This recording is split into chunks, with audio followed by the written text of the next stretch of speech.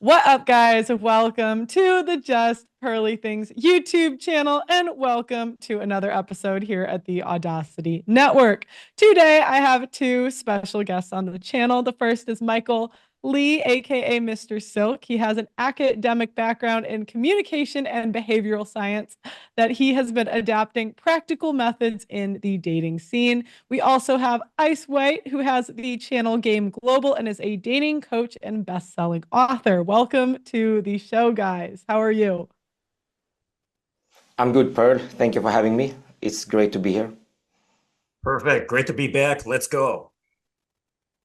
So today we're going to be having, a general conversation about men, women, and relationships. So to start the show, I thought a good question would be, what do women want in men and relationships?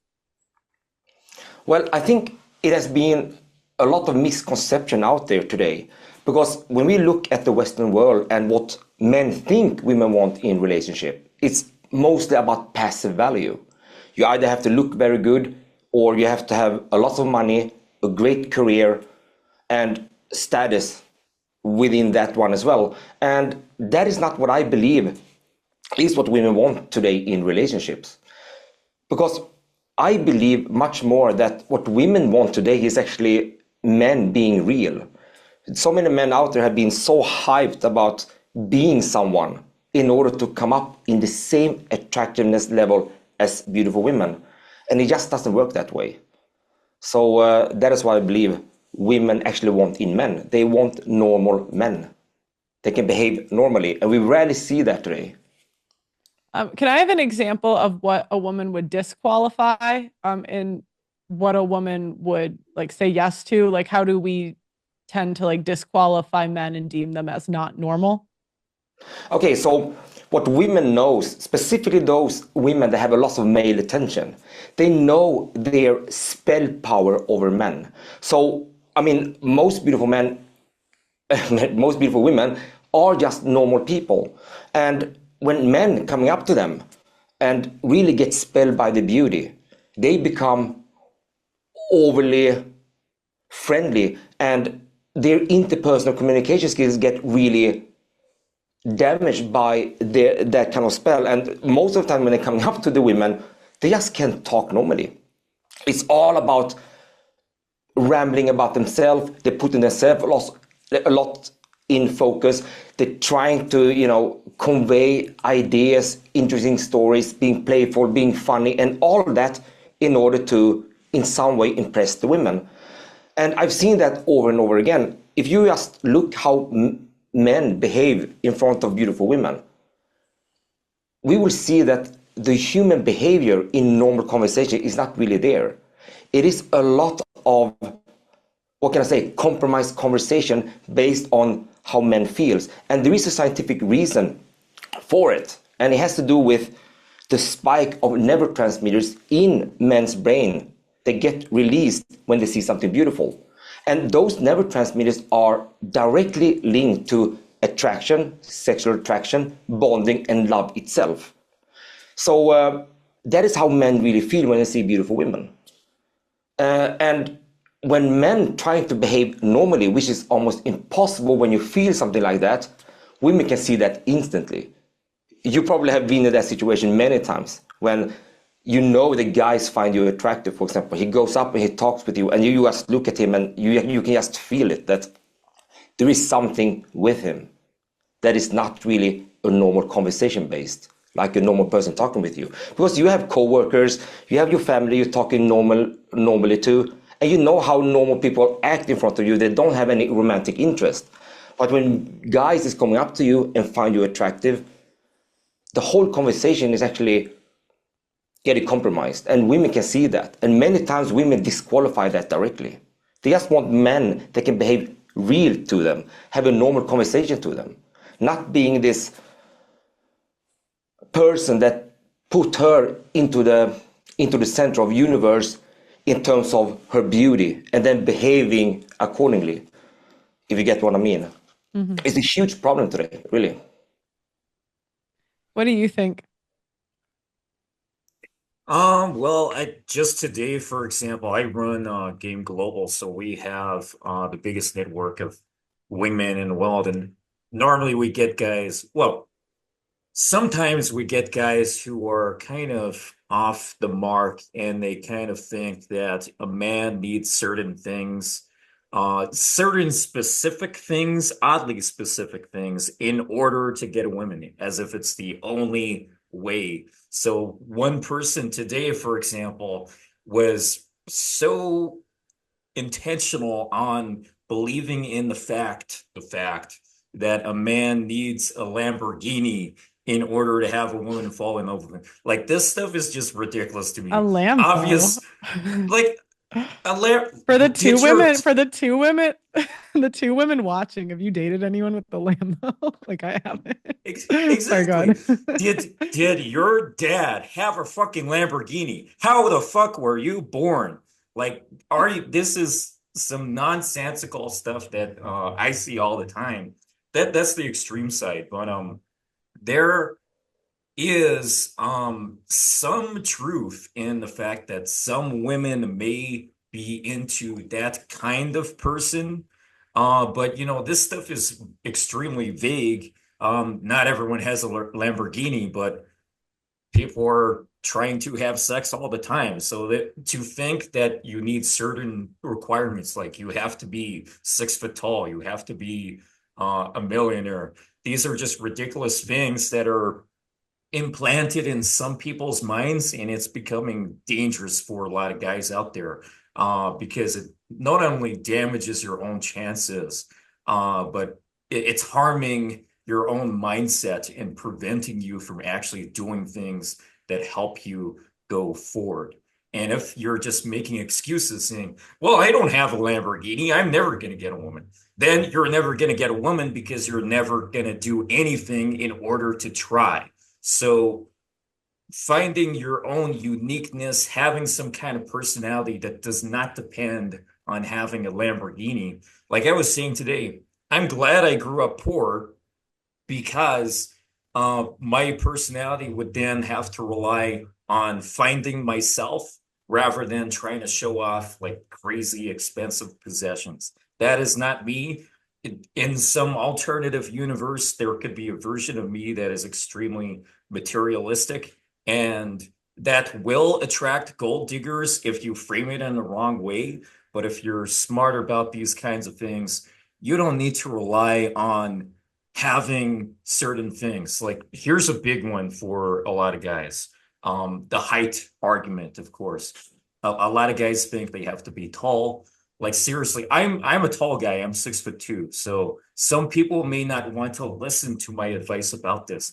But if you are short, I believe if I was short too, I would follow this to the fucking letter. Um, I would see it as my superpower being short because you would be able to stand out. And you having a woman on your arm, especially an attractive one, that makes you look really good. That makes you look better than me, a tall person with the same woman in my arm.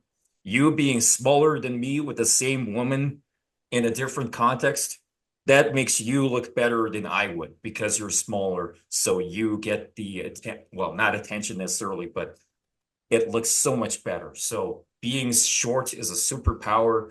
Any weaknesses, flip them upside down and turn them into your strengths. So, do you guys feel as though women, or do you guys think that women are picky? They Well, have to be, but go ahead. yeah. Okay, so what I think when it comes to pickiness of women, I believe it is not what men are thinking today. When people are thinking that, when men are thinking women being picky, they're thinking in terms of passive value trait, as what I just mentioned, that they are picky with the wallet that men have. Does he have a thick wallet? Is he rich? Is he handsome? Does he take care of himself in terms of extreme physical training, for example, and all that? So men think that they have to be really on the top of the game in so many different fields, like making money, going to the gym, in some way being pretty cool in terms of having a great lifestyle and so on. I don't believe that that is what women are picky for. There are some gold diggers, as what I also mentioned, that I believe exist. But if we want to talk about the rule itself, not women that belongs to the exception of the rule, women are not really picky based on those things. What I've seen based on close to 1,000 of clients that I've coached, including myself, having a lot of experience approaching and dating women, what I've seen is that the women pickiness today is actually to be with someone who is real, behaving real towards you, can talk normally towards you and being curious about you. Just someone who is real. And that real is actually quite rare today. There are so many guys that can't be real. And that is a huge problem in the society when it comes to the dynamic between men and women. Being real. And we're going to go, later in this podcast, we're going to go through what I mean with being real. But in all sense, being real is what women are craving for. That is what I've seen. And do you guys consider yourself a part of it? Maybe it would be good to do you guys consider yourself red pill manosphere? Where do you consider yourself a part of it also? So me being essentially some people in the comments see him the Joe Rogan of the manosphere. Who even knows what the manosphere even is? There's the producer of Louis Theroux's documentaries had a meeting with me just about 2 or 3 weeks ago, and we were talking about what the manosphere actually is. Manosphere is about men, but in the media it's about heterosexual men. Aren't gay men part of the manosphere? They're men, so why are they excluded from it? Not to say that I think it's used in kind of with bad intent when it's especially in media context. But yeah, I wouldn't parade around saying, "Hey, I'm a manosphere person." But if someone wants to label me as a manosphere person because I'm a man, then I suppose that makes me a manosphere person. But essentially, having built Game Global, people see me as the person who filled the vacuum of the community, the pickup community, and the person who made that happen has to be associated with the manosphere in some way if they feel like that. But to be honest, I don't really care. It's a label. Whatever it has to do with me, maybe I could be a good example because I'm a married man. If you want to run game, run pickup artistry for your end goal, and that end goal is marriage and having a family, that's a great end goal to have, and I'm an example of that. So let me be a good example, if I may. Okay. And so what do you... Yeah, go ahead. No, go ahead. No, I wouldn't consider myself as someone who is part of the manosphere category or the red pill. And that has to do with my scientific studies I've done in the area of relationship building.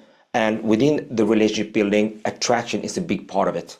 And when we look at the scientific data in that field, there is nothing I've seen in the manosphere community or in the red pill community that actually have real scientific backing.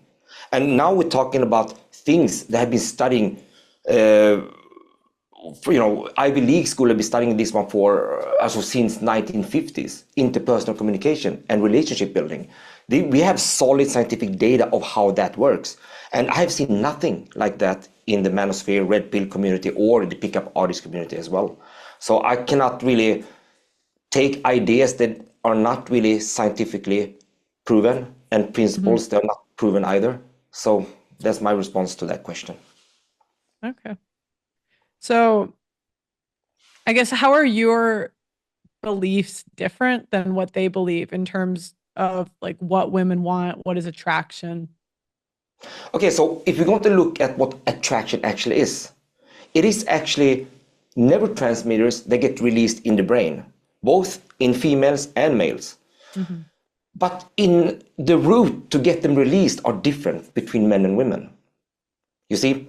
So there have been a lot of research made in this topic. And specifically now in the later years, we have been able to use neural imaging, also functional MRIs and so on, to really measure the releases of neurotransmitters, to really determine that the theories that have been studying since 1950s is actually valid today.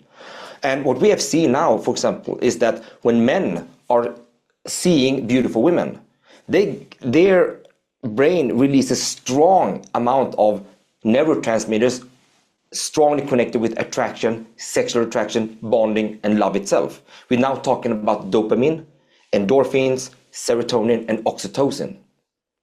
They did the same study with women. And what do you think they saw in the neural imaging? Nothing. Almost nothing happened when women saw beautiful men. Also, when they saw men, they also experimented. They wanted to make it more complex. So they actually put men in powerful positions. Like men that were not only handsome, but they look like they are in a high status area, such as work, for example, like they are a doctor, they are someone who has been successful in the business industry and so on. And yet it didn't trigger them much. The only thing they saw was a small release of dopamine. And that was an indicator of interest only, that she might want to know more about him. But there was nothing like how men felt when they saw something attractive. It was just sick comparison, really. Yeah. So what is then my belief that we can do as men when it comes to attraction? Well, we have to look at what element actually triggered attraction in women, the real elements. And there is another study that has been made. A lot of studies have been made by universities all over the world. But Harvard made a very interesting study, Harvard University Cognitive Lab. So what they did was to measure the neurotransmitters release in female brains in communication. So they actually did it in two ways. One way was when women were listening to something very interesting, an interesting storyteller, an interesting joker, like a comedian, and so on. And what they saw in the female brain was a small release of dopamine, almost the same as what they saw in women when they saw beautiful men. Not so much happened there. But then they made vice versa. It's like we're asking the questions to women instead and let them talk about what they think about things and about themselves in depth. Mm-hmm. It was not until then when they saw a huge spike of neurotransmitters in the same way as what men saw when they saw beautiful women. So we could replicate that effect when women were talking about themselves, but have to be in a certain depth. It wasn't exactly as strong, but the exposure of those neurotransmitters was very stable and could even increase with time. So now we're getting somewhere when it comes to attraction. What actually triggers attraction in women? And that is very interesting. So the answer to your question is, that is what I believe in, because that is what we have been proven triggers attraction in women. In contrast to routine-based game or scripted game or something like that, where we're taking a lot of external factors to trigger attraction in women. It doesn't really work that way. We have to trigger attraction internally. And we're doing that with interpersonal communication. Would you say that's another way to say that women like men that are charming? Yeah. You could say that. You could say that. But when you look at charisma and being charming, it involves more than one-liner most of the time. Yeah. Absolutely. So, I mean, if we look at the charisma code and being charming and so on, it's much more about how a man can make a woman feel in conversations and interactions, rather than trying to say something funny, taking out of thin air. Absolutely. So that is what I believe is I believe that. factor. I've seen men date women very out of their league looks wise, but they're funny or charming. I could see that. I could totally see that. Absolutely. I mean, there is not so big difference. And now I think a lot of people from the red pill community is going to scream now. But there is not so big difference between being pretty average, dating women, and being someone who is pretty handsome and dating women. Mm-hmm. We're not talking about the homeless person living on the street here. We're talking about a pretty good, decent looking guy, comparing that with someone who is really handsome and who is being successful in something, compared with the average man with a pretty average job. The difference between those two can be huge if none of them know how to communicate with women. But if both of them could communicate with women, the difference between those two become like almost equal. It's almost like a different. Oh, sorry, Yeah, sorry. good. I was No, gonna say it's almost like a different language that you guys have to learn to talk to us because yes, yeah. absolutely. That's what So, it's like. I notice so in men that work in more I guess rough fields where they're not really around women, it's like a learning adjustment as they get older to like say things in a different way so we don't get offended or it's more palatable or we answer questions more, whatever.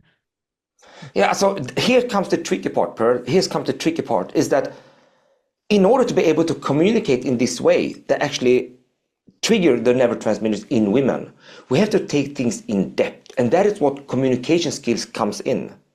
And my main advisors are professors from universities in communication, basically, and people that work in professional fields and so on.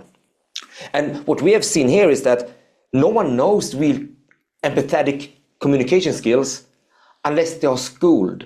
So what happens when we have a bunch of men out there in the society that don't know how to communicate in a way that triggers attraction in women? What happens then? Well, the attractionness level between men and women are completely unbalanced. And I remember you saying one time that, oh, women don't bring so much to the table in relationship, basically. So if we look at it objectively, yeah, you might be right. They don't do anything. They just exist, right? But if you're going to look at the brain and how the attraction and those neurotransmitters getting released, women being pretty, being attractive is enough for that kind of feeling in male brains Have you to been to react. have you been to America? We're fat here. They're not pretty. Yeah, so Like I the knew you had to average say something female is like like that. 180. Like, So actually, on the most recent dating coach panel, there was one dating coach on there who said because he goes to a bunch of other countries, he probably hasn't had sex with an American woman for about 6 or 8 years. And then Michael Sartain said, "Good, you're absolved." It was just the funniest thing ever. Everyone was so happy about it. yeah, Yeah. I've heard that. So, what do you guys think of the advice? Just be yourself. Go ahead. Okay, so here it comes again. I mean, being yourself means that you're going up to a woman and you don't know what to talk about. That is being yourself in today's context. You just got to stay there, look at her, and just rambling on. Just because she's beautiful, you're also going to be nervous. So being yourself in that state is not very helpful. So being yourself is actually more about learning how to communicate in the way that you want to communicate. Not until then can you be yourself. And I used to say that if you really want to be good with women, you have to be much more yourself than you've ever been before, and you have to be authentic. And in order to be authentic, you need to inject curiosity in your mindset.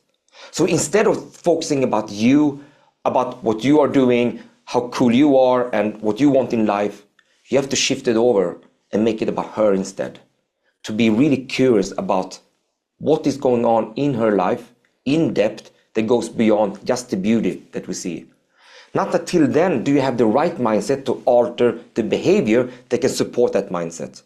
And now we're going into real interpersonal communication skills that I believe guys need to learn in order to be themselves more than ever before. To be authentic is nothing that you really get born with. You really have to learn to be yourself. I mean, most of my clients, they are not someone who want to go with polygamy or something. They just want to find a girlfriend and be with an attractive girlfriend, and they're happy. But the truth is, it's like they just don't know how to be themselves, how to be authentic. So it's very, very important here to really look at what is actually the goal with the woman holistically. If you look at the beautiful woman and you get all this feeling that you really desire this woman, you need to shift your mindset to know more about her than just the look. That is the trick to actually go away from the spell of she's being beautiful and actually learn something. It's a conscious act that you have to take in order to take a step back and really be able to communicate for real. Does it make sense? I like to say, especially recently, find your own uniqueness. There is some truth in just be yourself, but it's just free words, so it's extremely vague. If you're telling some potato head with no personality to just be himself, he's not going to be very exciting.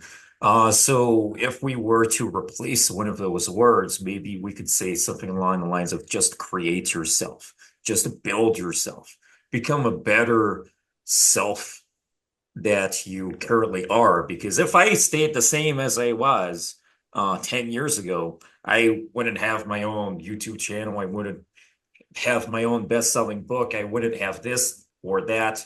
I would be a completely different person. I never would have done stand-up comedy. That never would have got me here or there or any other place. Improving yourself is such a key thing. People talk a lot about authenticity, which is definitely necessary, but having your own uniqueness is something I have pretty much been forced to live, having a weird name myself. And finding my own uniqueness is a way that I was able to stand out. It could even be little things, like some people might be able to relate to having pretty cool rings on their fingers, maybe, or some crazy fashion style that they have. Some people take it overboard. Some people are subtle about it. Finding your own uniqueness is a great way to go about it, but you can't expect to be a sucker for all your life and expect things to happen. Improving your communication. A lot of people recommend like going to the gym. I'm a lazy fuck, so it doesn't really matter to me. So some people may also, especially any Americans watching, you will especially relate to this, but you don't have to go to the gym if you want to. That's another way you can go. Personally, I don't anymore, but finding your own uniqueness is one of the key ideas I'm currently thinking about in terms of that. And do you guys think it's harder now or before social media? I Definitely think it's harder. actually harder, but not for someone who can communicate. Then it might even be easier. So people that I've taught communication skills, normal social skills can make it easier today, I think, than it was before. But if you don't know how to communicate with women, and also you don't know how to approach women, something we used to call cold approaches. If you don't go and approach women and start a conversation, it will be hard. But if we come from the perspective that you're actually doing something and you have conversational skills, I haven't seen anything that is harder today than back in the days or something like that. I've seen a very good success rate with guys just being able to go to the woman, start talking, having a normal conversation, and score getting her number, and then later on going on a date. I haven't seen anything that actually sticks out. I've heard people saying that, oh, I used a certain dating method and I had to approach several of 100 women to score one date. I've never experienced anything like that. Most of people that can actually go and interact with women, and those women being available, meaning not married, not having a boyfriend and so on, have been very open to go for a date and so on. So I've seen guys going up to like 5, 6, 7 girls maybe, and then actually get one date and then can make something happen. So I cannot say that would be hard in that sense. Mm-hmm. So no, I don't believe that. I just believe that people lack communication skills today. And I also want to be very clear on one thing. I know that a lot of people say that just be yourself as something moral, like something morally thing that guys should think about.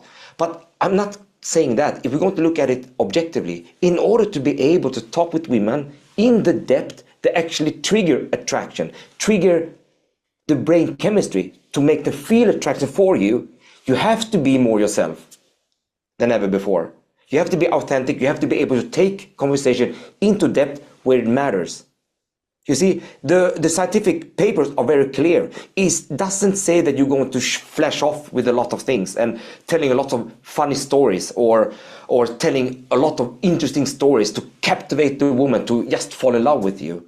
That is not what the scientific papers are saying. They are saying that in order to really trigger the attraction in women, the first step is to make them talk about what they think about things with the guy being a true listener. And that is what we need to apply to the dating field. And we have to be ourselves more than before, because we have to listen to what she says, and we have to be able to listen. So for a cold approach, what are the general topics you tell guys to use? So for my approach is you open up with intent. It could go like, excuse me, I know this is spontaneous, but I saw you. I think you look really nice. I just had to come and say hi. I'm Michael. What is your name? And after that point, straight into a normal conversation. Straight into a normal conversation. Rather than trying to come up with a lot of script-based routines or gambits. That is not what I believe in at all.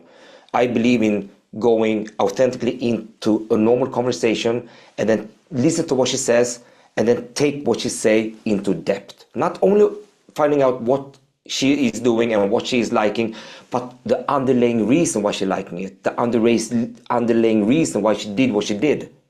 And with the guy being a real listener, that is when we're coming into that depth that actually makes an impact. So that is what I do. Can you give me an example? Like what, like listening on a deeper level would mean to a guy? Like the why behind what she does, like that so you would get in a first conversation, you know? That's what I'm thinking. I guess. So where are you at the moment, Pearl? I'm in Chicago. Chicago, okay. So if I ask you this question, what do you think about Chicago? I like the summer, hate the winter. You like summer, hate the winter. You know what? Yeah. For example, let's say that I've been in Chicago, and I would say like, you know what? I like Chicago, but only on the summertime, because I don't like winter in general. But I'm curious, when you say you like the winter and summertime, start with summertime. When you say I like summertime, what do you actually mean? Well, the summers in Chicago are hot, but they're not stupid hot like in the South. So it's just a nice atmosphere. There's like Cubs games and I don't know. It's just nice because you can go outside. It's not like crazy hot, and it's just like nice atmosphere. Okay, so what you're telling me now is that the reason why you like, I see. Yeah, the reason why you like Chicago on the summertime is simply it's a perfect temperature. Yeah, that's what it is, and you like to go out for walks and so on. But tell me, what is your favorite thing to do on a perfect summer day that is not too hot? If I'm doing something fun, I like, I think Wrigley is really fun in the summer, like Wrigleyville. So you can go to like a Cubs game and there's like outdoor bars. It's really fun. Okay. So that is actually the main reason why you like Chicago that much. Yeah, Wrigley. I love Wrigley. Right. I get you. I don't like baseball though. I just like the atmosphere. I don't really care about the game. Okay, I get it. The atmosphere is more about the vibe with people being happy, basically. So happy gives you energy, I guess. Yeah, I see what you mean, because it's like you're asking like why. I get it. And it doesn't feel like an interrogation, because I'm curious about what you actually think. So it went from, what do you think about Chicago? Because it might sound, from an objective point of view, it might sound like a normal conversation. But in order to be able to do what I just did there, you need to form a habit of hearing the words that you are saying. Once you have the habit of taking the words, to listen to the words that you are saying, I can actually take that and really finding out what is your relationship to those topics. I mean, if you say, I like the summertime in Chicago, I don't know what that means. I'm seeking deeper meaning, and I also relate myself into that meaning. And that is the area where women and people in general really, really feel good. You have to take it into depth, because suddenly, wow, we are now talking about the things that actually matters in my life. And according to all the scientific studies that we have seen, this is what women actually like to talk about. But they don't do it by themselves. You have to have someone who can take that into that depth. And so when you hear examples of men approaching like 100, 200, 300 women and having no luck, in your experience, is it that they have improper communication skills, like they didn't learn that? Or Yes. is it, you think it's more of that than like a looks thing? I think that people that actually have short-term success with pickup artist, game, and so on methods are people that might be able to do a certain limited routine-based gimmick naturally. You see, naturally. So women cannot really see that they are doing something.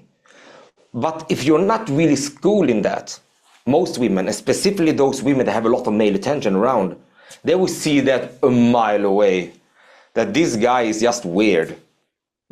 And also, when they open up with something, many times women are actually not following a certain route. So they might ask something, or they might want to know something about the guy in a way that he can't handle, because he was in this routine scripted game. And what happens then is like, sayonara, I'm not interested, and they go. So I think as being not authentic to hurt a lot of guys in their approaches. But if I'm going to ask you now, like I did, by the way, are you from here? Yes, I'm from Chicago. Okay, I'm just curious, what do you think about Chicago? And then we go into this normal conversation. There is no gimmicks here. Yeah. It is just real. It's just being real. And I guess that even if you know that we just made that kind of role play, it felt great. Telling to me what you think about Chicago, why summertime is that good, that the atmosphere was actually the thing, not the baseball, but the atmosphere with happy people, everything surrounded. That makes you feel good telling me about it. With me being genuinely curious. That's also one thing. I'm genuinely curious about your life and relationship to things. That's extremely powerful. But no one can do it unless you're trained to do it. Right. So I have my main advisor, I would say. His name is Alexander Lyon, professor at University of New York. And we have been speaking a lot about this. And when we try to predict of how many people in general know how to communicate in a proper way, interpersonally, we're talking about 1 person in 50 maybe. Yeah. Maybe. No, maybe not even that.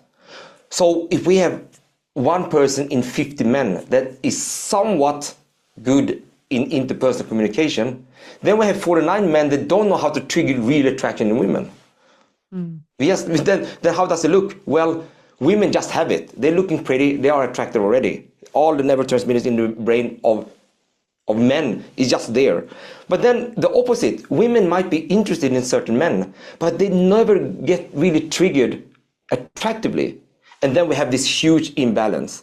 And if we're going to look at human behaviors based on not feeling so attracted to someone, that is when you are right, Pearl. That is when women start having bad behaviors towards the men. And that's a huge problem today. Do you have anything you want to add? I don't know, covered it very nicely, but so kind of something brought up earlier about how people feel about things getting harder. I would say where social media is concerned, I had some brief conversations with Dr. Mark Rosenfeld, or no, Michael Rosenfeld, who's a professor at Stanford University. He famously put together a set of studies on how couples meet in the USA, and there's an entire graph that is produced somewhere from 1940s or 1960s up to now. And it has been, this study has been done several times to keep it updated. And you'll see that since 1995, online dating started to take off. And then especially from around 2012, 2013, it started to really take a lot of heavy hitting against all the other ways people were meeting, like through family, through friends, church to a lesser extent, through education, workplace, for example. And one of the popular ones, aside from family and friends, normally would be bars/restaurants. And that has kind of maintained. But online dating is now, well, the internet is now responsible for more than 50% of how couples are meeting since the last few years. And I'm talking about 2020, 2021, approximately, only in the last few years. And it's just completely crazy how, we knew the internet was going to take over even 10 years ago, 15 years ago. But is dating going to get harder? It's going to get harder for you if you're not doing a damn thing about it. But at the same time, if you are able to perform very well in social media, like I had a trash Instagram for years, and then only pretty recently I started getting a lot of followers. Once it's there, it's already done. The point is that if you can get the work done to make your profile look good, not just Tinder necessarily, but Instagram, let's say, I am expecting to be alive for the next 20,000 days, maybe. The average human lifespan is 28,000 days approximately. So why don't I do something now that will provide me some, as you can say, passive income, but in terms of followers? This is why we have YouTube channels. This is why we have Instagram. I made it so that with what I designed with Game Global, I get followers on Facebook, and I don't lose followers on Facebook necessarily. Like you can easily lose followers on Instagram, but it's not easy to lose followers on or subscribers on YouTube, for example. But it's there for the rest of your life as long as you keep that account under your control. And having that, putting the work in, the job is pretty much done. All you got to do is maintain it, maybe. But if you do the complete opposite and don't participate, that can also be a strength. So similar to what Michael was saying, if everyone's occupied with Tinder and you are the one guy doing cold approach and actually socializing with people, that is a strength because all the people too fixated on Tinder are not necessarily going to have those social skills. So there are advantages to both sides. And my term for this is, some people say text game, but I say message game because texting is an action, but messaging is a marketing strategy. If you have a marketing strategy for your social media, and I don't mean it has to be some fucking serious marketing strategy as if you're running a business, but you are marketing yourself everywhere you go. Like some people wear Nike clothes. They're a billboard for Nike, basically. Be a billboard for yourself. Like right now, this is a little hypocritical, but this is a passion of mine. I love Miami Vice. I'm wearing a Miami Vice shirt. I'm a billboard for Miami Vice today. However, that's one of my passions, but kind of irrelevant. To putting in the work and building your internet empire, your internet presence is a great thing. Because if you don't have an internet presence, you effectively don't exist in the virtual world. If you're present in both the virtual world and the physical world, that is the greatest thing you can do in terms of your dating power. If you like to focus on one and not the other, then that's okay, but you may be missing out on the other.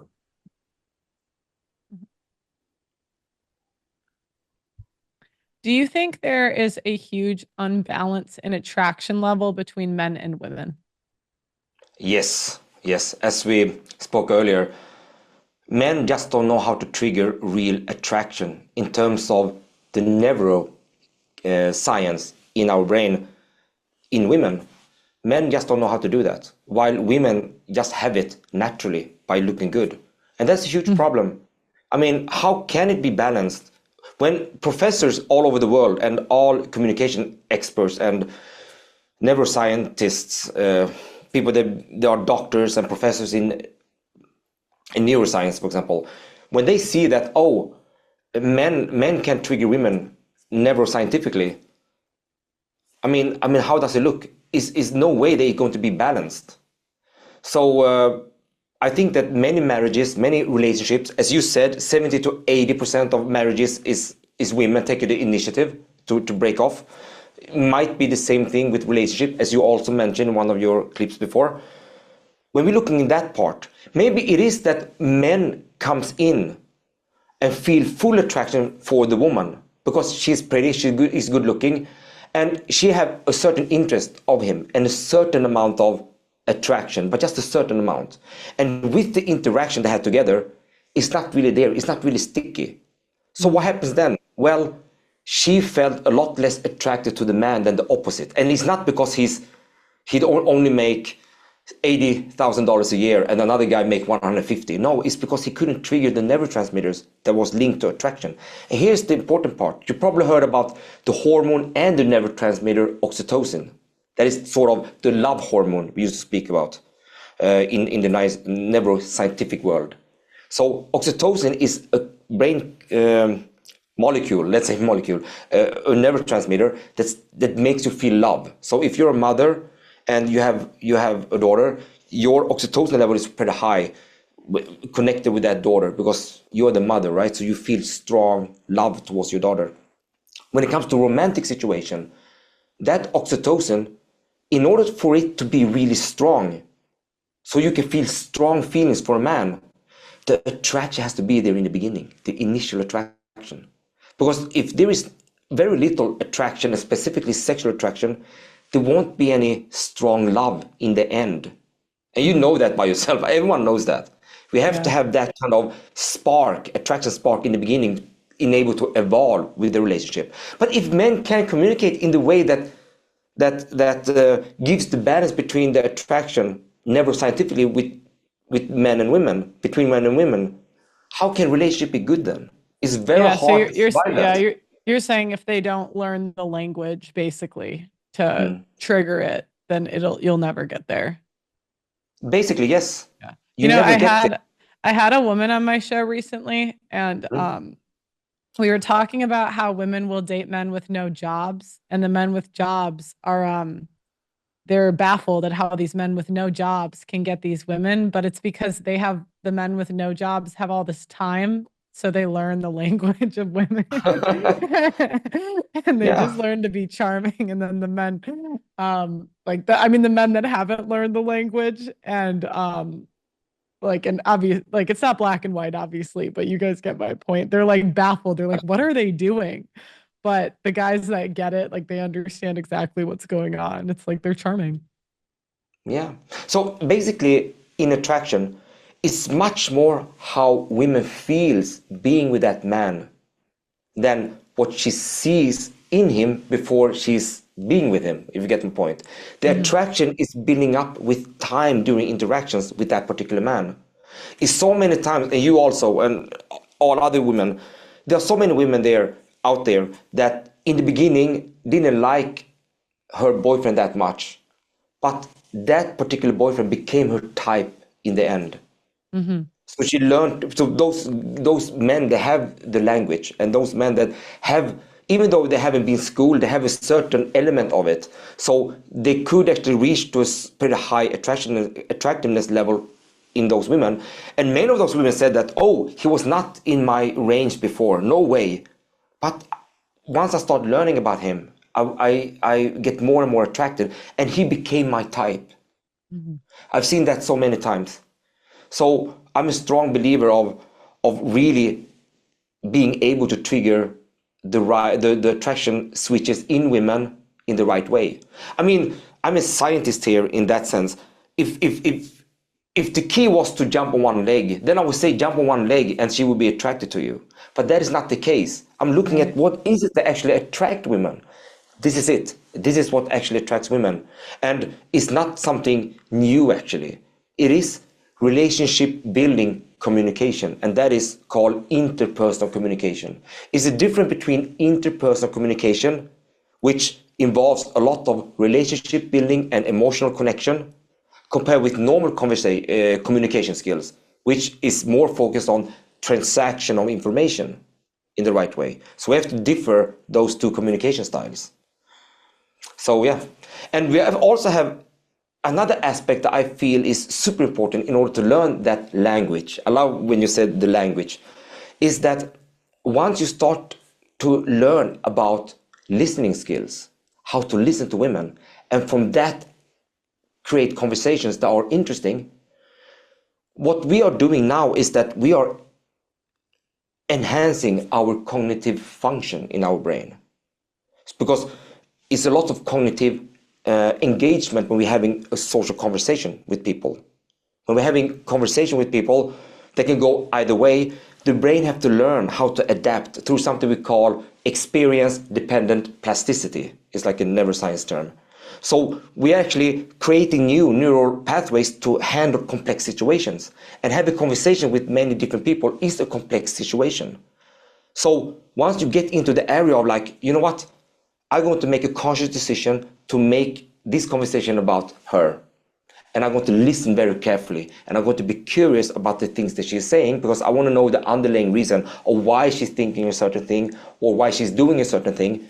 Then you train your brain to handle complex ideas and situations. That is very different from something I used to call habituation. We will get into that later. But in order to learn conversational skills, you become a better man. You become a better person. You evolve as a human intellectually. So your emotional intelligence becomes really strong. If you look at the dating coaches today, many of them, or the pickup artist community, what they are learning is certain routine, scripted material. Jordan Peterson used to call it instrumental language, which means that you're learning a certain way of attracting women that is very limited. So you become really good at that limited thing.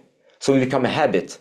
But the problem with just becoming a habit is that the neural pathways doesn't form for you to handle complex situations. So you just become good at one routine. Right. Yeah, like one specific story or one specific jokes. But it doesn't give you the cognitive flexibility to be good with people. So being good with women is actually just a part of social skills. Yeah. Emotional intelligence and social skills. And social skills, we know, have to be trained all the time to be better and better and better at it. Does it make sense? No, that makes perfect sense. Do you have anything you want to add? I know that's Michael's field, so he'll take that one. Okay. So there is another thing. Yeah, go ahead. No, go ahead. No, go ahead.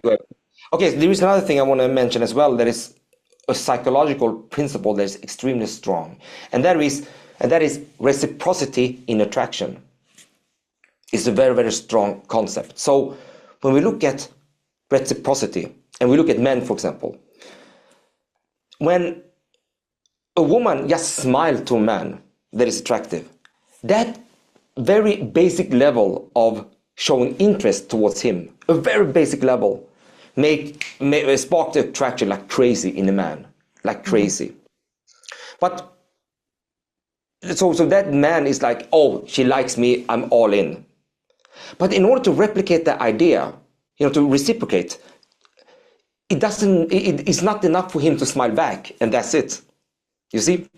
So women are much more complex than that. So, because there is a saying and saying goes like this: we tend to like people that like us, and we tend to love people that love us. We want to reciprocate that back to balance our brain, basically. Mm-hmm.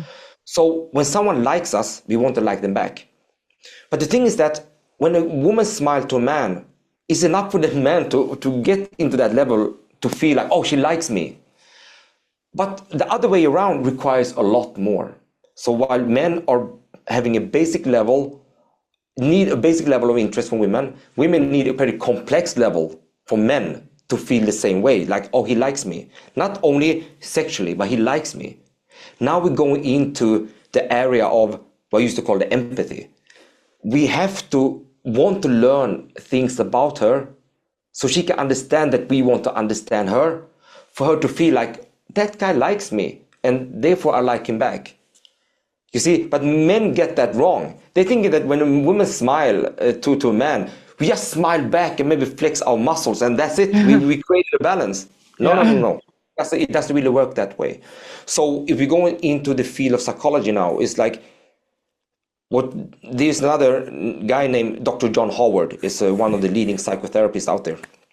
He was saying that what women need in the beginning is a feeling of safety and trust.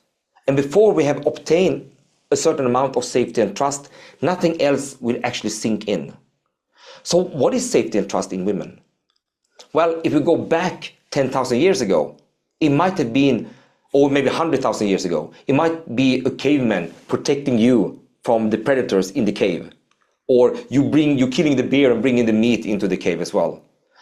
But our brain is very complex. We evolve with time. And we used to call it structural plasticity, or our prefrontal cortex in our brain adapting to new environments. So if we're going to look at what safety and trust is in the modern world, it's actually more about emotional safety and emotional trust, basically. It's not about we will give you money or something. It's more about emotional safety and emotional trust. And what is linked to emotional safety and trust is actually understanding. We tend to feel safe with people that understands us. We trust people that understands us. And now we're going into the area of empathy. Empathy is extremely important for men to be able to utilize. What do you mean by empathy? So when we're talking about empathy, so what is empathy? Maybe many people doesn't know what empathy is. Empathy is actually based on understanding. People get it wrong. People get it connected with compassion or sympathy. You see, empathy has nothing to do with those parts. Actually, it's more about just understanding. So if I could understand your situation based on being on your shoes, then I have a certain amount of real understanding about you. And if I can communicate that I understand you in that way, it's extremely powerful. It doesn't mean that I agree with you. It doesn't mean that I feel sorry for you. I just understand you being in your shoes. I understand you. So that part is very, very important. And people get it wrong. People think that you have to agree with women all the time. You don't have to agree with them, but you have to understand them. Right. And now we're going into depth again. In order to be able to understand women, we have to go into depth in conversation. So we're getting back into the same loop here. We have to understand the underlying reason for things. Like I did with you when we're talking about like why you like Chicago exactly. Now I know it's not actually baseball, which many people think. It's actually the atmosphere around baseball that matters for you. Yeah. Understand. So that's basically what I mean. Psychologists and psychotherapists and all other people that knows communication all over the world knows that empathy in communication is a superpower, without any doubt. They classify it as a superpower. So yeah, and I think that skill transfers to people that are very likable. You know, they can understand how other people feel, like people that are naturally charismatic. I can totally see that. Yeah, they're actually coming from the theory of likability. Yeah. So it's basically the same area. But many people think that, but that likability and those communication concepts, is that applied dating? Well, they're wrong. It's actually referred to dating more than they think. It's like more than general communication here. So I'm really confused why not so many people actually came up with these proven things in the society. Really, and I feel really hurt to see so many guys out there struggling with women, really, and they are clueless. People think that if you are successful up here, you have everything. But I've seen so many guys having all of those things and they have nothing. They really have nothing. They'll get like, it'll be guys that will, it actually amazes me, Ben, that can run multi-million-dollar corporations, or they'll be so good in every other area of their life, but they have women running circles around them in their personal life, or they can't tell their wife no. Like, it actually amazes me. There'll be guys that have like they order around people at work. And you're like, how are you afraid of your wife? Like, of all people, you know what I mean? So there's another factor that you mentioned there actually, is like those rich guys or successful guys that seems to have a lot of women running around chasing them. I hope many women don't take it wrong, But those women, what I've seen, tend to be women that doesn't belong to the area of having a lot of male attention either. They put a lot of Mm, makeup and they're running around with those men, chasing those men. But when yeah. it comes to women that have a lot of male attention, what I've seen is that they don't give a damn as a rule. I mean, they are women, they are men in all stages in life chasing them. And they've done that since they were 13 years old. They don't give a damn if you're even a CEO in a big company or something like that. They just want to be with someone they feel good with. Yeah. But then we have the gold diggers area, and there was another study that actually looked into the gold diggers mentality and so on, and they've seen that those women doesn't belong to the area of being very popular in school, being very popular with men. It's like a couple of steps downwards often, and Mm, and then they act and behave differently. If that makes sense for you as well. So mhm. if we're talking about women, they have male attention, and who are they? Well, pretty women. I mean, they have men all over their life, and their skill of seeing who is real and who is not real is unbelievable. Their Mm. neuroplasticity evolving with time is just unbelievable good. So they know directly who is the real guy here, and who is just the guy who just playing around or using some weird stuff, routine games and so on, like gimmicks. Yeah. So it's very hard to get away from. And I think that you can spot those guys as well. If someone comes up to you and trying to make some kind of game, you will feel like something is odd with him. Yeah, I always said the biggest challenge I had dating after I got famous was like some men would turn into fans, and it just was a very weird dynamic for me on a date. Do you know what I mean? I'm just like, okay. So Like anyway, can I'm I get taken your now. autograph? That kind of thing. Yeah. I'm taken now, but like before I was like I did not like that because it was just weird. I'm like, what are you like how am I like could you talk to me normal? It's funny the same thing you're Yeah. saying, yeah. Yeah, No, absolutely. absolutely. So So, there's a movie. I can't remember. Maybe it's just called Diana, but it's the movie about Princess Diana from like 10 years ago or something. She fell in love with like some South Asian doctor or something. I remember. This is like such a girly movie. I only watched it because I had a girlfriend at the time who made me fucking watch it. mhm. But I noticed even way back then the doctor, because it's based on the true story of Princess Diana, of course, the doctor was pretty much the only person who treated her like a normal person. She was the princess and she was maybe like supposed to be Queen of England or something. Um, being tr treating famous people as completely normal is a philosophy that I have been following since forever. I don't even know why. I'm just not impressed by famous people. I've been around them, but I'm not like some that's not my life originally. I didn't grow up that way, but just to treat someone as normal. A lot of guys are treating women, even not even the most attractive women, but somewhat above average women, they're treating them like celebrities. And that's where it can become a bit disturbing. So for you having a YouTube presence, that must go to some kind of fucking crazy extent. Yeah, well, it was just I guess at the time they would come in with these goggles like I could do no wrong, and I just felt like it was too much for me to live up to, because I'm like I can't I'm like a person, like I'm a normal woman, the Exactly. like that's kind of the weird thing with fame is sometimes people come and they interact with you like, yeah, like you can do no, and this is men and women, but if they're fans it's just a weird like dynamic to have at times. Yeah, 100%. Like I just randomly met a few famous people. So for example, I met someone through my workplace actually, who's a Hollywood actor and a well-known comedian. He came over to my house and he invited me to a show. I treated him normal, but we met through work circumstances, so that was kind of Yeah. something related to what I was doing. But I also ended up meeting Dan Bilzerian. If I treated him like another fucking like I was a fucking huge fucking fan, and I'll just look like everyone else. Just like I said before, Yeah. stand out, find your own uniqueness. And that uniqueness in a celebrity context is treat that person like they're fucking normal. Yeah. Separate yourself from the Did we do how can men become more attractive in a way that makes the level of attraction equal? Did we do that one?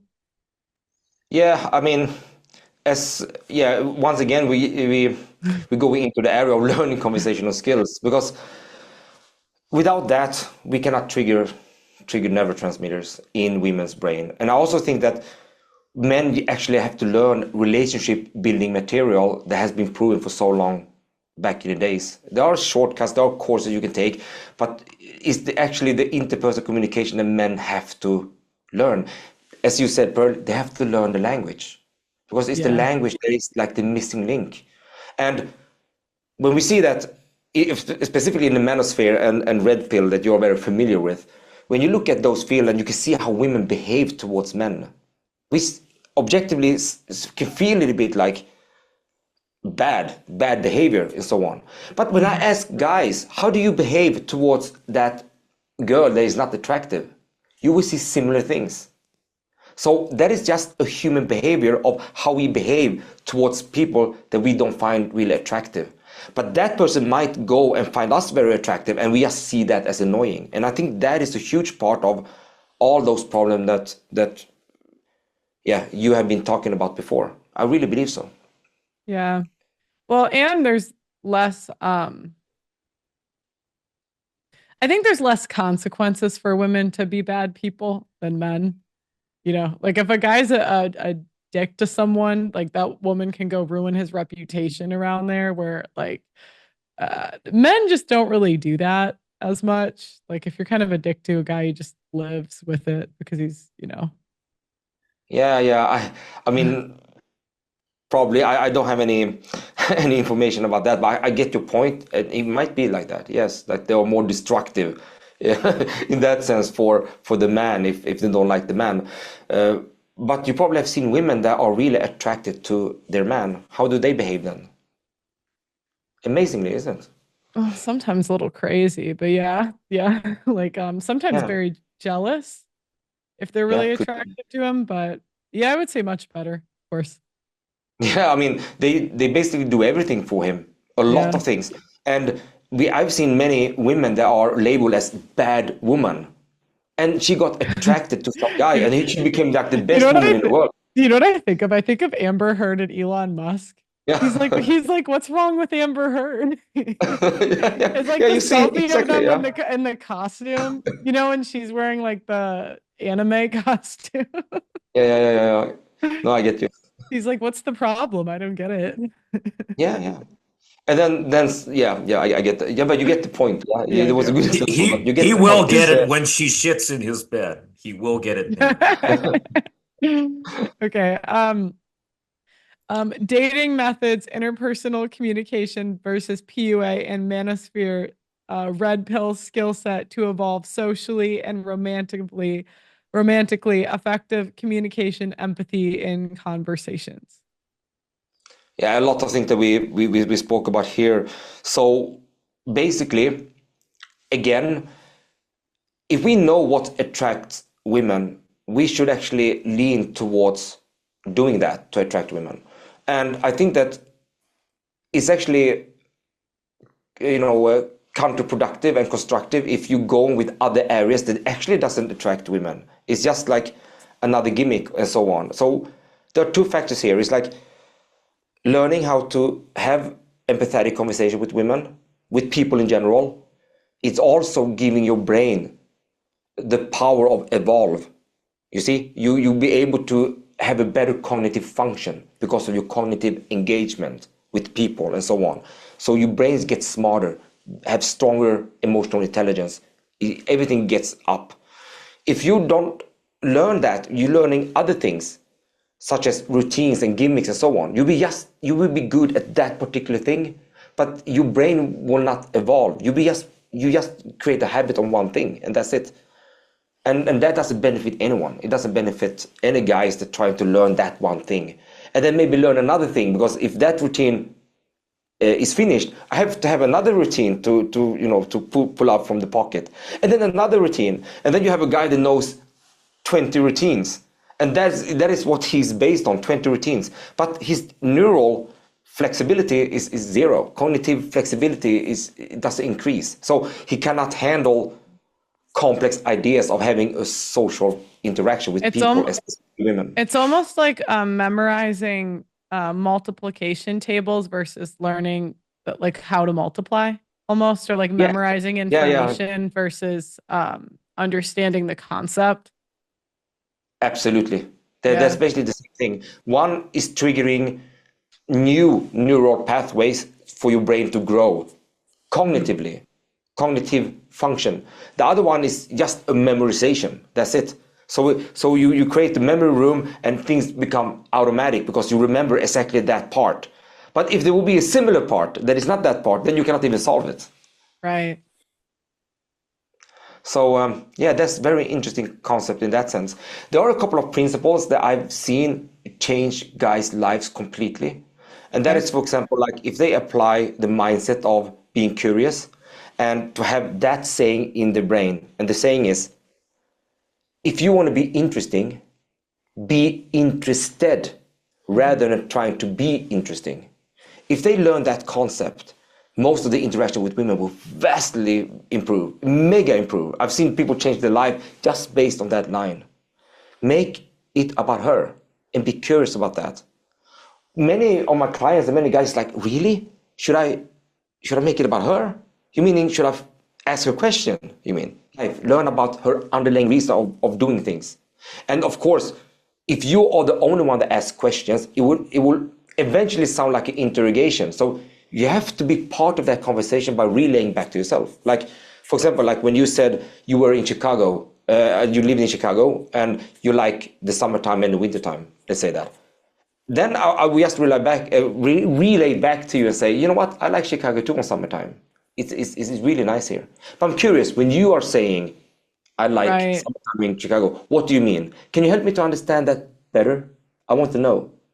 Now, suddenly, we are getting somewhere. Basically, we are getting somewhere now. And in the beginning, it is hard to learn in the beginning. But with consistent practice, you will have a habit of listening to what you're saying, and then the cognitive flexibility comes in. And you know what? I want to understand what you mean there. I'm not satisfied with I like summertime and wintertime, and that's it. Oh, really? Yeah. Is that the conversation we want to have? You know what? You don't get away with me. When you saying something, I want to know more. I don't know which one you talk with. Maybe a lot of other guys. Okay, that's cool, and then he start talking about himself. Yeah. But I've applied the mindset of making it about you. I'm interested in you. So I don't want to say a lot of interesting things. I'm interested in you. So based on that, I want to know what you mean with summertime in Chicago. What does that mean exactly? Tell me. And now we're getting into depth. And that is what actually creates influence and impact emotionally. So be interested rather than trying to be interesting. Right. Do you have anything you want to add? Just a minor point, I guess. Like I suppose myself included, perhaps, if you said something like you didn't like winter in Chicago, I would say something along the lines of, "What is wrong with you? I love winter. We can do all these crazy things in the winter and stuff like that." But then that, in what Michael was saying, that becomes a kind of about me. I'm applying my personal preferences against yours. So that's kind of one thing that I'm seeing from what Michael says. But I have to add something there. It was great as a relay.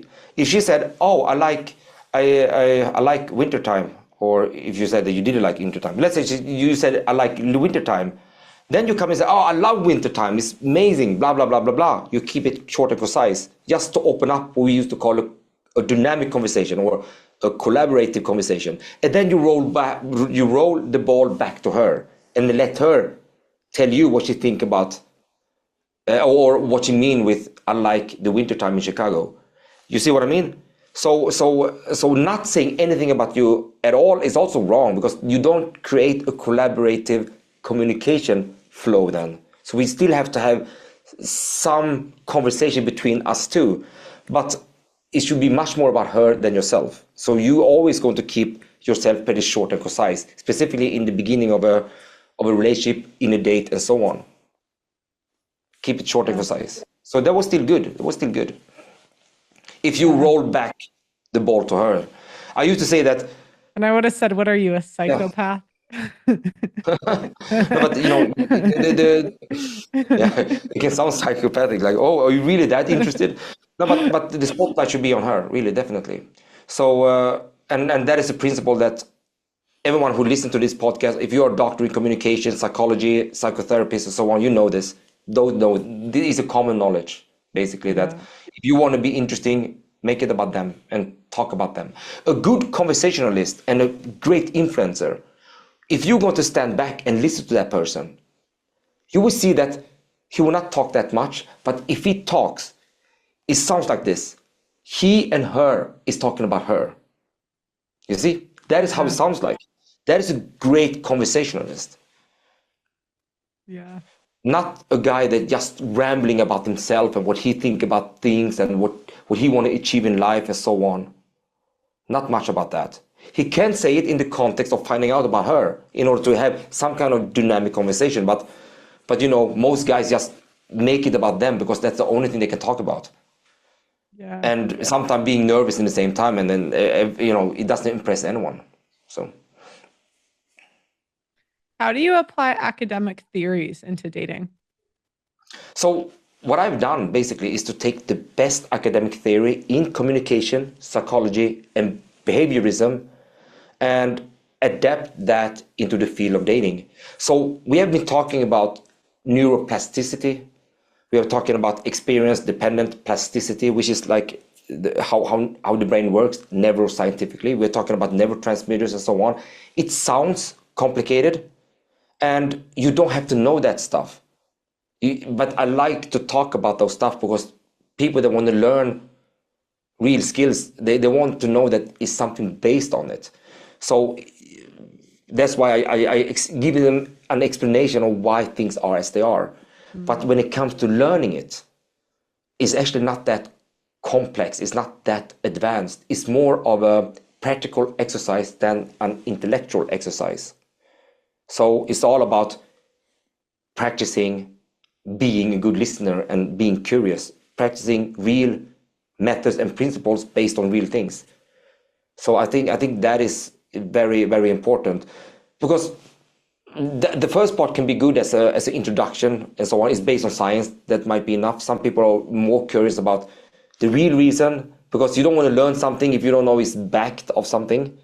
But once they know it is actually backed on something, then the motivation and you being able to keep a consistency becomes stronger because you know it's based on something.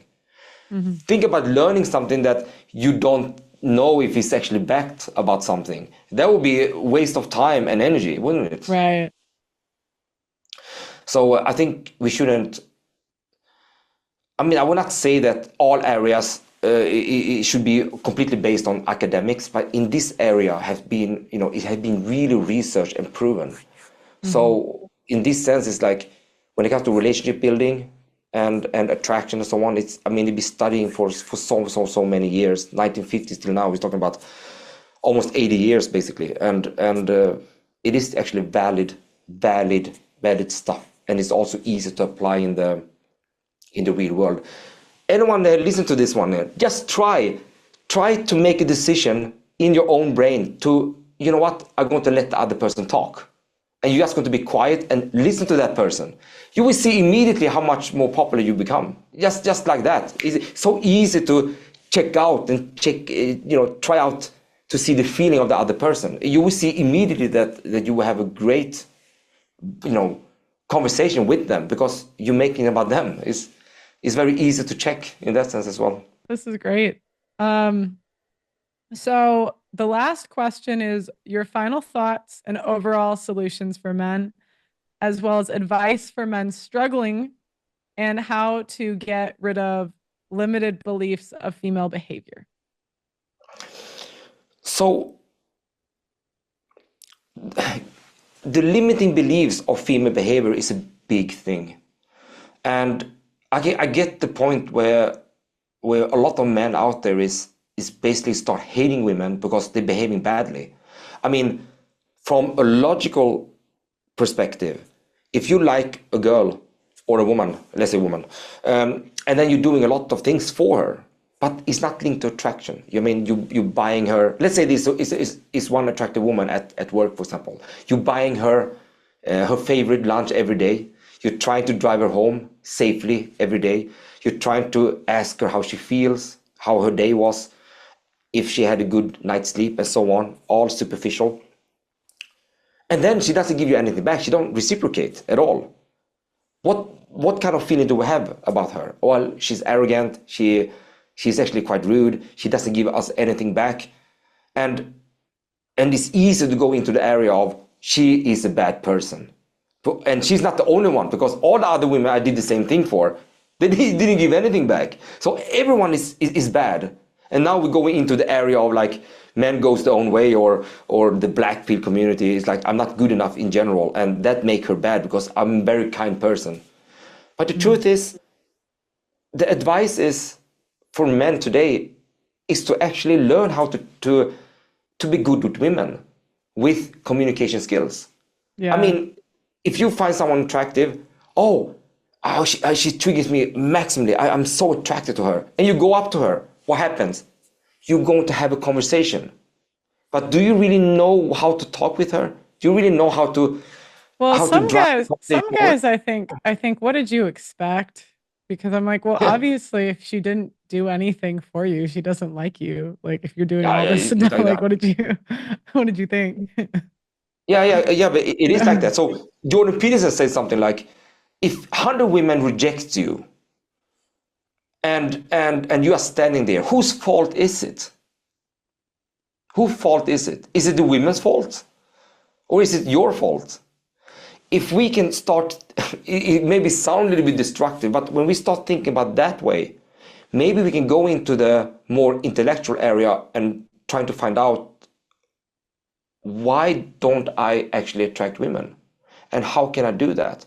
Oh, when you start thinking about that, now you're getting somewhere. Instead of, I am a perfect man, or my behavior is perfect, because if a woman buys me my favorite kebab, I like her, and she should like if I buying her favorite salad. But it doesn't work that way. So I think it's more about the men learning how to find out what are they lacking at, basically. And as we already spoke about, is communication skills. Every time you're going to go and try to make something happen with a woman, it will be an interaction in between. It will always be an interaction in between. Yeah. If we're going to talk about the vast majority of women, if you as a guy go up and ask women to sleep with you, yeah, it might be 1 in 1,000 that will say yes, but I'd not Like calculate a hooker, that as maybe. yeah, that is like a huge, like someone who have like mental sex disorder. But except for that, if we're going to go with the rule itself, it doesn't going to work. So, Right. so I'm curious, what do you think, Pearl, about all this? No, I think I've always said that men underestimate, I call it charming, but like Mm. underestimate how important being charming is. So no, I think this is good stuff. I think I don't personally like coach men and pickup, so I can't really talk too much about how to, date and seduce women. That's not really my thing. But You I should think get as a into it. woman, That would be fun. I think you have to like do that to be qualified, but no, I think it makes sense. I think I was just talking with a woman the other day. Like she was on my show and we were talking about how much women value charming men. And it's like, well, pick a guy that has less money, is less attractive, but is more charming. Like we totally do that. So Yeah, So and instead of the word charming, could we use like you use that in place of something like personality or game, for example? Is that kind of what you mean. I don't know. Yeah. Game personality. Yeah, that would make sense. Yeah. I think it's an effect of someone you feel good with in an Yeah. interaction. It's just like that. It's not like he came up with you and said one liner that was charming, and now you find him charming. This one No. have been developed during conversation, during interaction, and you feel like, wow, this guy is charming. Many times it comes from he being curious about you. So, for Yeah. example, like now this was scripted, but if I would say that, you know what, the way you see Chicago in the summertime, not the baseball itself, but the energy of the people in that kind of game that you really like. You know what? I find that really, really cool about you. I find that really is sort of attractive. If I would say that, you will probably find me charming because it's directly linked to what you think and who you are. Yeah, and it And shows you were listening. yeah, Yeah. exactly. And now you feel charmed. I mean, it is like that. And if I also give you compliments based on context, so I give you a compliment like the way you see Chicago on summertime, but specifically the right way of temperature, and you really emphasize on those baseball games. You really emphasize on them, but you know, not talking about baseball, you're talking about the people and the energy. I mean, it makes me warm. It makes me getting goosebumps. I really like people that I like you, for example. I like you seeing Chicago in this way and seeing those environment being so cool. And I think that's cool too. That's what I like. I like those energy places. That is how charm gets created. You see, Yeah. it's like we're getting into the reciprocity in attraction. It's like when I liking you, you start liking me back. It's like it become like that. Yeah. Yeah, no, that makes perfect sense. I liked too. Would you say you use that in the dating app stuff that you use? Because I can't remember the one you used on my show, Oh, but but I remember it was personal and it had either rollerblading in it or something. Could we do like a messaging, like a pretend, Okay. like what you would say? So what would you be your opener? Let's skip all the bullshit. How adventurous are you? Aw. Okay, and so then I would be like, well, I rollerblade. So Let's do it. What's your phone number? That's Two so messages. good. Like That's so I'm not good. even I'm not even exaggerating. In my book, I would totally there go. are examples where I have got the phone number in 2 or 3 messages. I have that on my website too. That was so good. I'm so impressed, actually. It's as easy as that. Yeah, okay. Wow, that was good. the free things line where it said something along the lines of what are free things you would love to do for a first date, no matter how crazy. Here's a crazier one. It's called the free things line. So, what are free things you would love to do for a first date, no matter how crazy? 3 things I'd like to do on a first date, no matter how crazy. No matter how crazy. Okay, this is going to be very specific to me. Basketball, rollerblading, and I like sushi. Okay. So you just ask the girl that, and then Yeah. Sometimes you might get some crazy answers like skydiving. I don't think most people want to go skydiving. It's not practical. How far away is that? Like we're in the middle of the city, so that's less practical. So in which case, you still got 2 other options that you gave. And if none of those free suggestions work for you, coming back to my point about leading, you can suggest an alternative, right. which works for you. Huh. Those You, are you, good. you need to add sensei in front of your name. Sensei. Sensei. Yeah. Sensei. Sensei Sensei eyes. Ice White. I can't remember what I said, but it was like rollerblading. Rollerblading, sushi, basketball. I got a weird Oh, okay. memory. Don't blame me. I didn't fucking study this today. I got a very strange memory. Yeah. And what was the response? I don't remember. I just remember thinking it was very clever the way you did it. We had a few examples, but yeah, the first example was let's skip all the bullshit. How adventurous are you? And you said you like rollerblading for that one. Yeah, and simply put, it was very much like perfect. Let's do it. What's your phone number? Something along those lines. We got the clips. Yeah. Yeah, My system but is it's very kind of much based on. I was thinking about this as Michael was talking 2 minutes ago. Um, where Michael's system is more like, or at least the way I understand it, expressing interest, and then if she expresses interest back, then you have clues that she's interested back, of course. My system, like if we take Chicago for example, I I wouldn't be bothered on in my system, like which finding out more about Chicago. My priority is to identify what is fun in Chicago. So my system is focuses on the fun. So a great example of this is similar to roll. Let's take rollerblading for example, a great example because the one I actually use is ice skating. It's much better than sitting at a restaurant face to face because there's a table in the way. You got to talk to each other and eat, and you got to wait for the waiter or waitress. It's a very static environment, but something like rollerblading or ice skating, you can hold hands, you can fall over on your ass and laugh about it. The fun is put first, and the conversation then becomes secondary. Plus, there's less pressure on having a conversation because when you're focused on having the fun rather than focused on, oh, what should I say next? What should we talk about? You're going to get too much into your head. My system is pretty much all about focusing on the fun, and then the conversation becomes secondary. That's not how I thought about it when I came up with it, but that's how I came to realize that kind of aspect to it. So that's my perspective on it. I'm simply focusing on the fun in order to give her a dating experience. And the reason for asking what uh, the free things you would love to do for a first date, that is your dating blueprint, your blueprint for a perfect first date. If I take you to a fucking coffee shop and you don't even like coffee, or you would rather right. do basketball, then I am missing out on becoming the best date you ever had. So, fuss, I wouldn't be able to stand out. I would be definitely able to stand out if I take you on the best date or one of the best dates you ever went on, simply because by extracting that information from you, I know what to do. So that's exactly how my system works.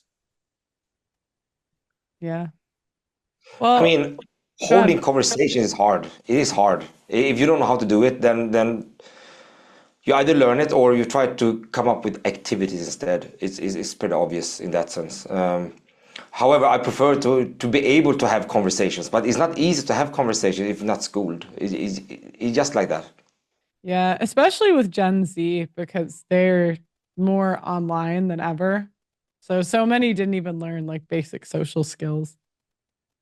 Business game taking over right there. But yeah, it first becomes harder. Like even a good few years ago, parents were noticing that kids were becoming less social. Like I got a 4-year-old daughter and she's like so fixated on a Kindle.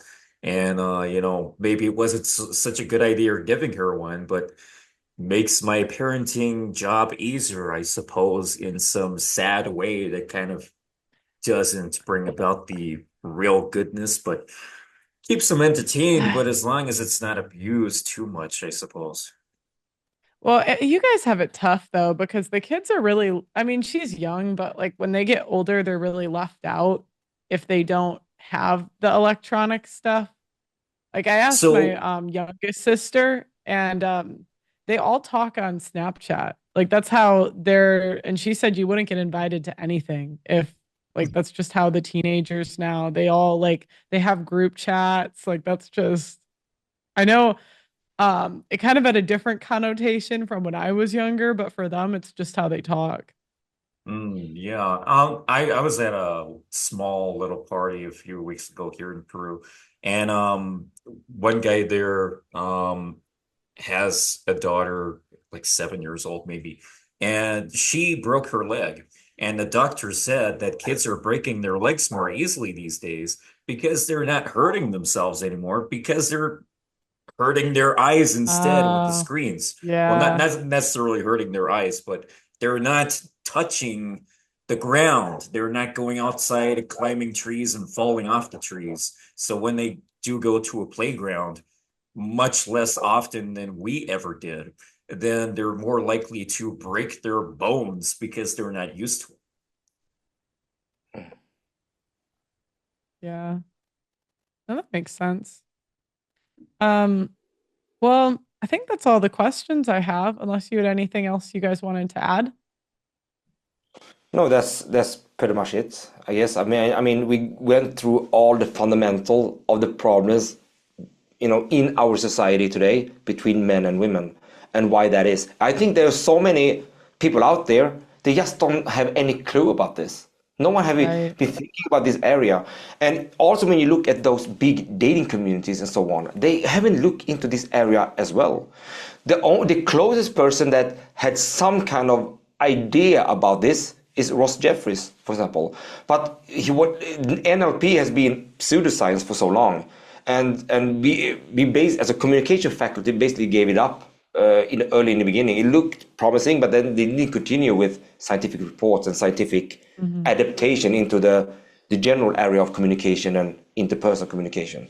But he was like one of the closest one. But other than that, no one is speaking about this. No one knows about this. But you're talking about the academic side, or people that actually work with people, relationship experts like psychotherapists, psychologists and so on. They know this very well. They know this inside out. But the general public have no idea what that is. So for everyone who actually listen to this, I mean, it's probably going to be, an eye opener of how does it actually work. Many times when the dating community, people they represent red pill, manosphere and so on, try to convince you about those stuff, I think you many times get confused because maybe that is not exactly how you feel. It works for you or your female friends. It's like, yeah, but this guy is so cool. He has so much money, so successful, and he have like the facial expression of being James Bond. And you're like, yeah, but that is not really the thing that makes him charming, is it? It's not really what you fall for. Yeah, but would you actually go with the normal guy that have a normal work? Yeah, as long as he's charming. And that just, oh, why is that? Yeah. Well, scientifically, we know this already. But it's very hard for those that represent something to try to convince females about this because they don't agree. They just don't agree many times. You probably have seen that a lot of times as well. Like, I cannot really agree that money means everything. You can't agree on this. Well, and women say things. It doesn't mean that's what we do. So, like, I mean, the women that say they want to date a guy that's 6 foot, like all that stuff. I mean, who they actually date isn't always true. Yeah, I mean, the preferences doesn't dictate how attractive they feel towards a certain person in the end, the holistic attraction. Because when it has to do with neurotransmitters. I mean, as I told you before, so many women, beautiful women, their current boyfriend was not their type, but they became their type. Yeah. I've seen that over and over again. And on the show, like, I used to think it was insane, these standards that I would hear, but then I would learn who they would like date in real life. And I'm like, oh, that's like nothing that she said at all. Yeah, exactly. Yeah, but just think about it. If we take away, men can do that. Men can do that, but they can actually look at women and like almost rate them of their holistic attraction level. They can basically rate them. Women can't do that. So when they look at a bunch of men without them saying a word, and then they try to rate them based on their money, their status, or whatever it is, they don't know what to say even. So if we only go with that, of course, more money is better than no money, right? But that's the only element into it. And then the woman can like, oh, this guy have the highest ranking. I want to go with him. And then after like 30 minutes into the date, it's like, ooh, he was an asshole. I don't like him. He was like arrogant and only thinking about himself. No, it's not for me, and she just leave. It can so easily be that with women, no question about it. If she doesn't feel good with him, it doesn't matter what kind of car he has. She just don't give a damn. Yeah. I've seen it all, and that is a lot more truth than no. But she should like him in any case because he have a Ferrari, right, or a Lamborghini. Trust me, it doesn't help at all. I've never dated a guy with a sports car. I don't know. Maybe that's another the woman's experience. That Um, Lamborghini example, like, what contraceptive do you use? Well, I don't have a Lamborghini, so that's my contraception right there. No, th those beliefs are just ridiculous. Well, it's kind of funny where a lot of red pill creators, podcasts, or whatever, or just the people viewing them, it's like woman A, woman B, and woman C say all these unrealistic things. He has to make $250,000, and they never Yeah. seen $250,000 before, and he has to be XYZ, blah blah blah. But you cannot have this. It's nothing new. Like, I was seeing this a long time before any of this stuff was seen on YouTube. It's nothing new, but you cannot have this template and say, I am looking for someone to fit into this shape that I have come up with. Otherwise, I will never marry them.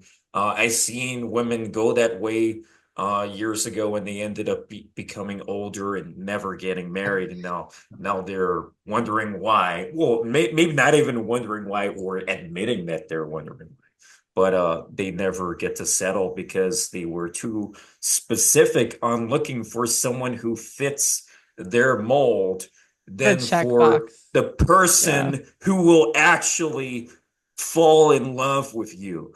Like, you should not be having this checklist, but the person you will actually love is the one that you should marry. Like, there should be no cookie cutting in this kind of thing. I did not come up with this weird, crazy, random list as a projection in the future saying I will not marry a woman unless she's from Peru and she's this height and she has all these other things that she might have. And then, oh, look, I just randomly fell into that. I I mean, never would have fucking predicted that.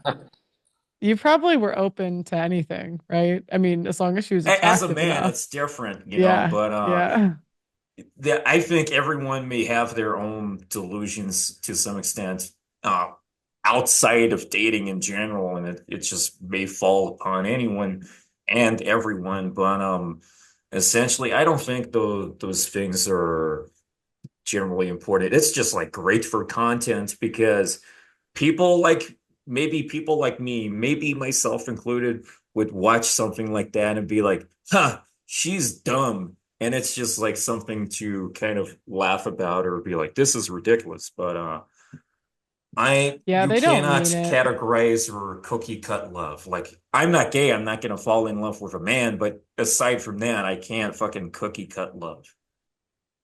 Yeah. Well, thank you guys so much for coming on today. It's really been a pleasure. Great to be Yeah, here. I Thanks. really enjoyed the conversation we had, and I think it was really important for the society as well. So it was great, Yeah. Pearl. Yeah.